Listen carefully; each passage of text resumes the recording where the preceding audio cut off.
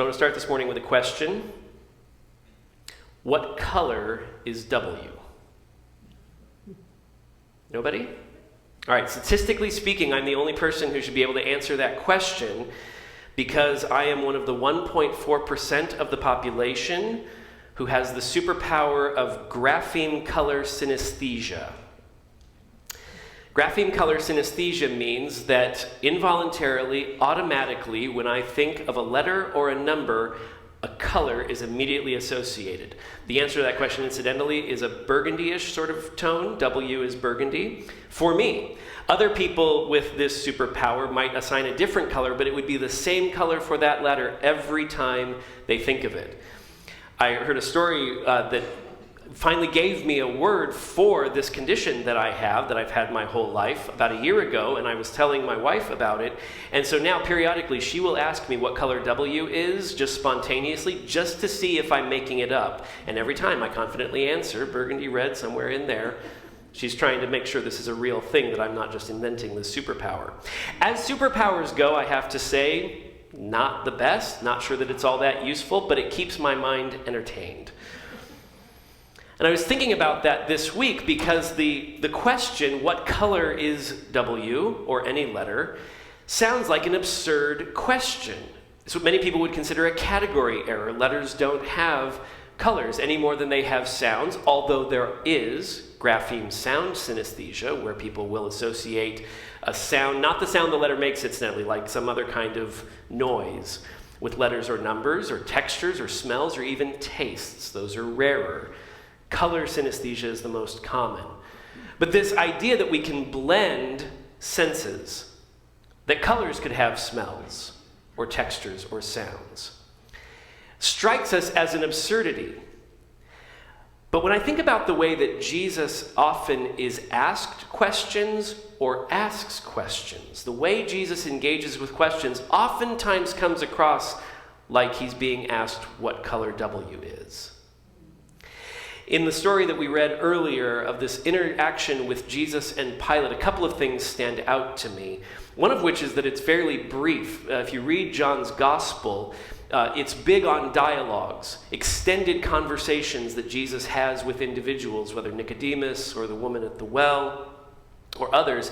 This is a very brief conversation, and Pilate seems to end it abruptly. He asks Jesus one final question, what is truth, and doesn't even seem to wait for Jesus to respond. He just kind of throws that question up rhetorically and walks away. But he's asking Jesus this question about Jesus being a king, and I think the way that Jesus interacts with that question demonstrates that he thinks the question is kind of absurd. He indicates, my kingdom is not of this world. His kingdom is the kind of thing that's like W having a color. It doesn't fit Pilate's categories, in other words. Pilate asks a question based on categories that he is accustomed to. And Jesus doesn't fit in those categories. Jesus presents himself to Pilate as something other, something completely different that doesn't fit in Pilate's boxes. But Pilate's boxes, Pilate's categories, are the only things he's ever known, which reminded me of another question that is helpful to ask when we're encountering something that's very different from our experience, which is whether a fish knows that it's wet. Fish only know water. Saying to them that they're wet, they would say, what are you talking about? We're here. What do you mean wet? Like there's a different condition we could be in called dry? What are you talking about? Do we know we are wet? Are we aware of the environment that we inhabit, that we take as a given, to where we can't even imagine a different environment? Pilate's question to Jesus and Jesus' response about the nature of his kingdom raised this question. Jesus is in effect saying to Pilate, you don't even know you're wet. You need to dry out. The categories that Pilate is familiar with, the environment Pilate is accustomed to, is full of pyramids and hierarchies. Somebody is at the top, people are at the bottom. That is essential to existence as Pilate understands it. He knows his place in the hierarchy. He understands as the governor of this Roman territory that there is a chain of command above him, rising all the way to the emperor in Rome, and there are people who are subject to his authority, and he is trying to place Jesus in that pyramid. And Jesus simply suggests that he's not part of that system at all. And Pilate is flummoxed. Our scriptures talk frequently about these pyramids, these hierarchies, and they go by a number of names. Powers, principalities, rulers of this present age, often dark rulers of this present age or rulers of this present age of darkness. And we can oftentimes get, especially if you ever read Frank Peretti's stuff, we can often get real speculative about all these angelic, otherworldly spiritual beings. And I came to the realization and the understanding many years ago that that's not where our attention ought to be focused. I think that kind of thing is a distraction, frankly. I think what is in view when Scripture talks about these powers, these kingdoms, these rulers, is the things we see around us on a daily basis. What I call business as usual in this present broken world. It's the things that we're so accustomed to, the way things are, the powers that be, that we can't imagine a different reality. And it's interesting, Jesus is presented to these powers. He appears before a governor and a king. In Luke's gospel, he has Jesus appearing before the governor, the high priest, and the king. And then in Acts, he has Paul appearing before those same three authorities, the governor of Paul's day, the king of Judea in Paul's day, and the priests. And the way that Jesus interacts and the way that Paul interacts with those rulers is really fascinating.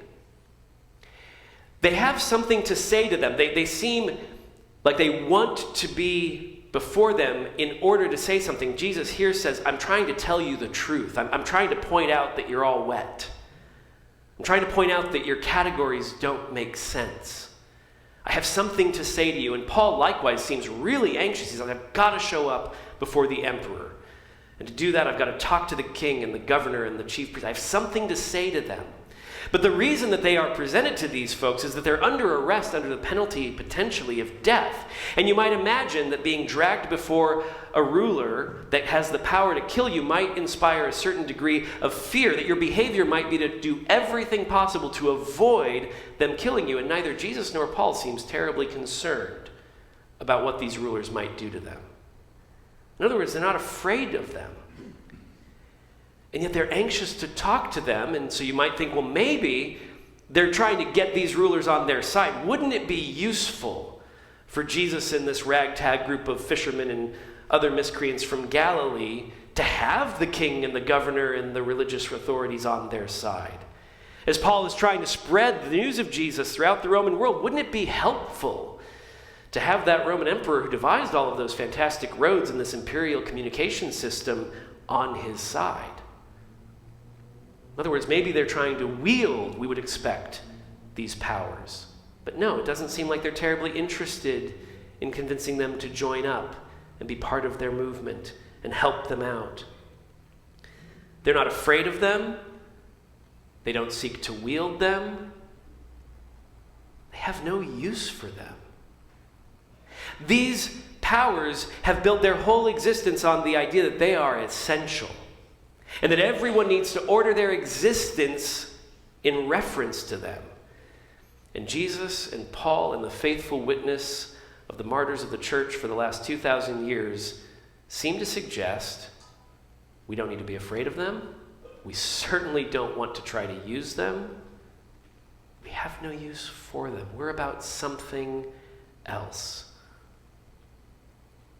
We have a superpower.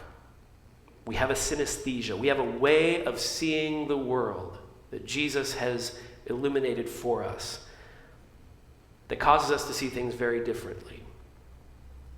So what is this kingdom that Jesus is talking about? He doesn't say he's not a king. He says, my kingdom isn't from here. He points to the fact, if my kingdom were like your kingdom, rest assured, my servants would be taking up arms and doing what kings do. They'd be fighting you. seeking to wrest power and control from you. They're not doing that. The revelation of Jesus to John that we read tells us what kind of kingdom this is. It is a kingdom of priests. That's an interesting phrase because in the pyramids that Pilate is accustomed to, the priests were a special group, a small group towards the top of the pyramid that gave the king legitimacy. It was how the king got away with saying, everyone's got to do what I say, because what he would establish is that the gods made it so. So to disobey me is to disobey the gods. And the gods are part of this hierarchy. And so when Jesus reveals to John, my kingdom is nobody but priests. Everybody's a priest. There is equality established. The kingdom of Jesus is one of radical equality, and this is articulated throughout our scriptures. Throughout our scriptures, it is not the powerful and the rulers that are centered. It is the vulnerable. There is what one author has called the quartet of the vulnerable that shows up repeatedly throughout, particularly the Jewish scriptures. The poor, the widow, the foreigner, and the orphan. Those people's needs and position is highlighted throughout the scriptures. Their circumstances are prioritized. Concern for them, the treatment of them, is the benchmark of whether God's people are aligned with God's purposes. It is not how you treat those in power that establishes your place in God's kingdom. It is how you treat those who are vulnerable. The role, and particularly the testimony of women, is routinely elevated. The power structures that Pilate was familiar with were incredibly misogynistic and sexist. Women had zero standing typically in those pyramids, and yet throughout the scriptures, the testimony of women is elevated. In Jesus' kingdom, it is women who first bear witness to the truth of Jesus' resurrection and tell men what to do. We do well to pay attention to that revolutionary reality. Ethnicity is relativized in God's kingdom. Part of the pyramid and hierarchy in the ancient world, and frankly in our world today, is to think that one's own ethnic group, one's own nation is supreme, is best, or exceptional to the submission of others. And in Jesus' kingdom, no, the revelation of John shows us that it is a kingdom from every tribe and every tongue and every nation, not without distinction, but without elevation of one over the other. Systems of economic and political oppression are not foreign to the scriptures, but everywhere they appear, their effects and their abuses are mitigated, pushed against. There are checks and balances on the king, on those in power throughout the book. And so as we encounter our scriptures, God over and over again seems to be suggesting that everything we assume is essential for human existence, that there be hierarchies, somebody's got to be in charge, and the rest of us have to do what they say. God seems to suggest, no, you've got to start thinking about what color W is. You've got to start paying attention to just how wet you are.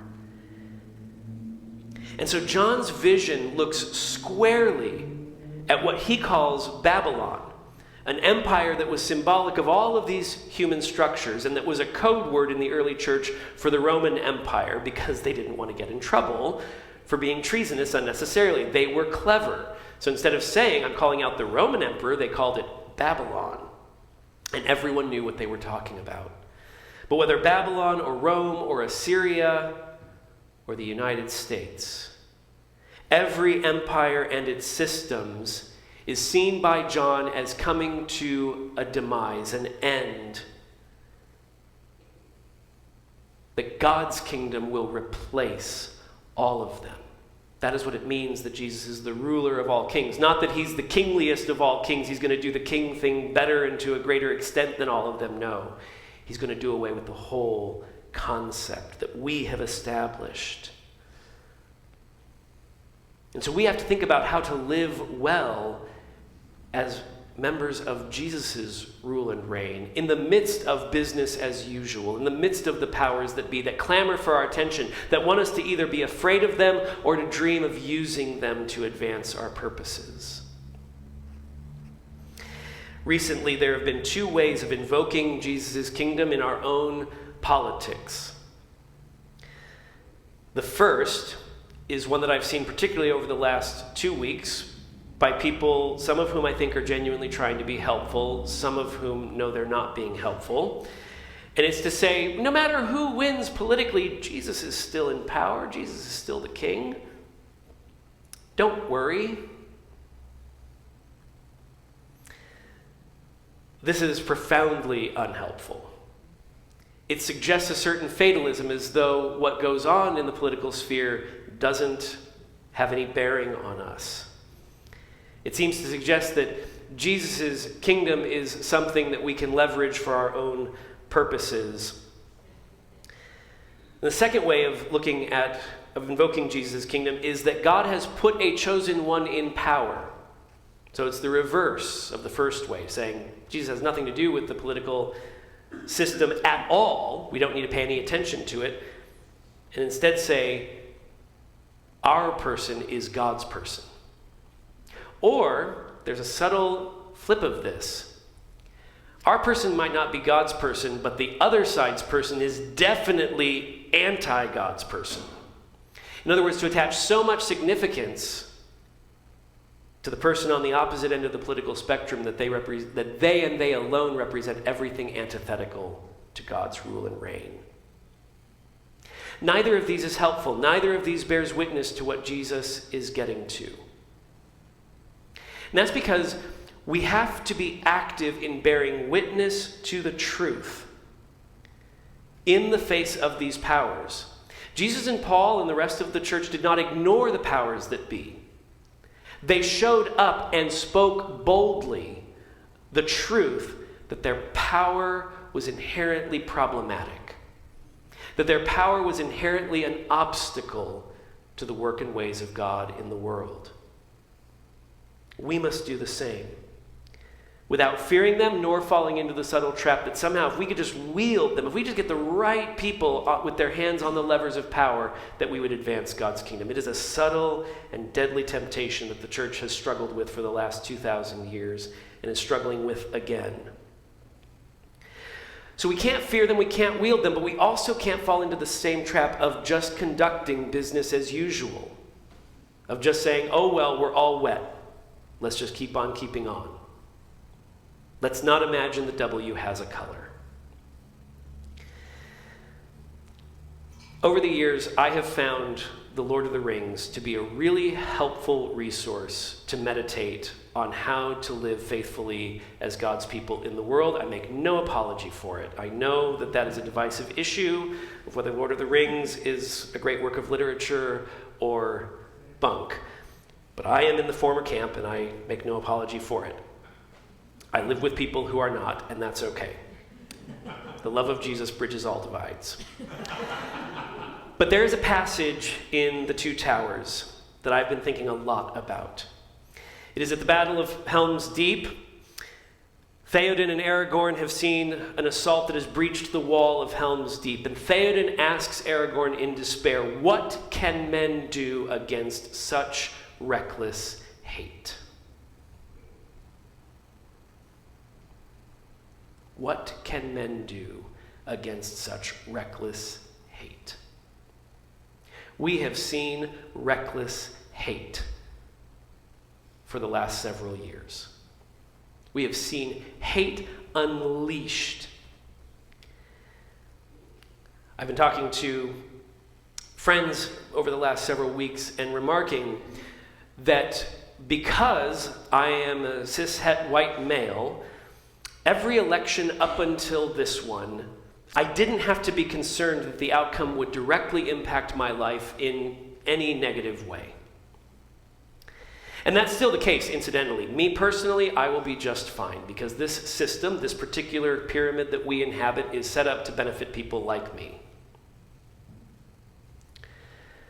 But people that I work with, that I love, and that I care about have been used as levers of fear and anger and hate, and this election will impact them, and to that extent will impact me. Haitian migrants, the trans community were leveraged in a way that was incredibly hurtful and hateful. So I cannot simply say, no matter who won, Jesus is still king. Neither can I give in to despair or fear. But I ask with Theoden, what can be done in the face of such reckless hate? And Aragorn says, ride out with me. Ride out and meet them. The temptation to shrink back, to just recede into the caves of Helm's Deep and await our fate is powerful. It's in Theoden's question. And Aragorn says, no, ride out with me. Don't go alone. Ride out with me. Ride out and meet them. Confront them. And Theoden says, for death and glory. Imagining, okay, suicide mission. And Aragorn says, for your people, for Rohan. Ride out and meet them.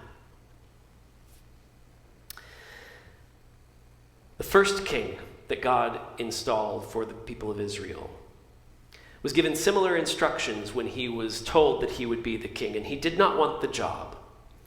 Saul was told by the prophet Samuel that he was to be God's anointed, God's chosen king, and he said, and Saul asked him, what am I supposed to do? And Samuel said, you're going to go back to your hometown, where there's a garrison of Philistines, the great enemies of the people of Israel at the time, that were oppressing them, that had them on the ropes. And Samuel says, do what your hand finds to do. I love that instruction.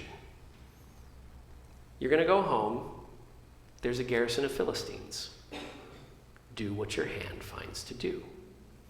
Which means he's supposed to go and get rid of that garrison of Philistines. His son Jonathan, by the way, is the one who fulfills that mission. Do what your hand finds to do. Now, lest you think that I'm standing up here suggesting that we soldier up and go storm something, that we literally ride out, whether on horses or Hummers, to take care of business. That's the very thing Jesus said. That's what my people would do if they were like your kingdoms. This is where we need to remember what the weapons of our warfare are. Paul's very clear about this when he talks about the powers that be and how to confront business as usual. He says, we don't struggle against flesh and blood. The weapons of our warfare are not the weapons of this world. The weapons of our warfare are the same weapons that Jesus wielded. Love, joy, peace, patience, kindness, goodness, faithfulness, gentleness, self-control. You see, when Jesus' little brother James, part of the royal family, if you will, talked about his older brother's royal law, he called it a royal law of liberty. The law established that there was one task: love one another. And so Paul, when he lists off those weapons of our warfare, he says, against those things there is no law. There is no power that be. There is no business as usual that can thwart those weapons. I think the thing for us to do in this moment is to continue to show up, to continue to confront the powers that be, not on their terms, not with their weapons, not with their means, not according to their rules. Our job is to show up dry and clearly say that W is red, and live lives of love, joy, peace, patience, kindness, goodness, faithfulness, gentleness, and self-control in the face of reckless hate. Amen? Amen.